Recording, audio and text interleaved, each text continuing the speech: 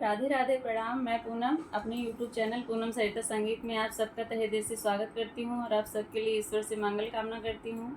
आज हम लोग बहुत सुंदर गीत लेके आए हैं, आप लोग सुनिए। कैसा लगा कमेंट बॉक्स में ज़रूर बताइएगा। आशा करती हूँ आप सबको ज़रूर पसंद आएगा। आप सबको होली की ढेर सारी शुभकामनाएँ। आप लोग हमारा गाना सुनिए और होली खेलिए, खूब एंजॉय करिए और खूब सारा प्यार दीजिए और अपना आशीर्वाद बनाए रखिए।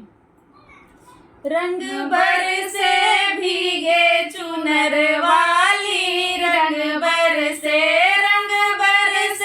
भीगे चुनर वाली, रंग बरसे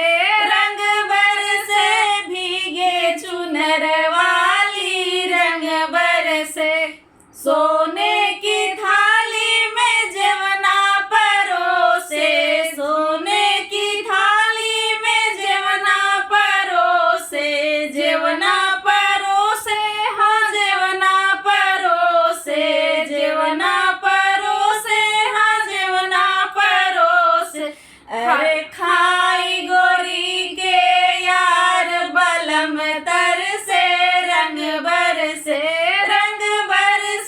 भीगे चुनर वाली, रंग बरसे भीगे चुनर वाली, रंग बरसे भीगे चुनर वाली, रंग बरसे। लवंगा इलायची के बीरा लगाए, लवंगा इलायची के बीरा लगाए, अरे लगाए हाँ बीरा लगाए, बीरा लगाए हाँ बीरा लगाए। अरे कूचई गोरी के यार बलम तर से, रंग बरसे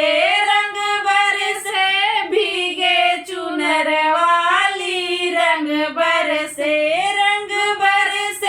भीगे चुनर वाली, रंग बरसे। बेला चमेली का सेज लगाए, बेला चमेली के सेज बिछाए, सेज बिछाए हाँ सेज बिछाए, सेज बिछाए हाँ सेज बिछाए। अरे सोतई गोरी के यार बलम तर से, रंग बरसे भीगे चुनर वाली, रंग बरसे भीगे चुनर वाली, रंग बरसे भीगे चुनर वाली, रंग बरसे। होली है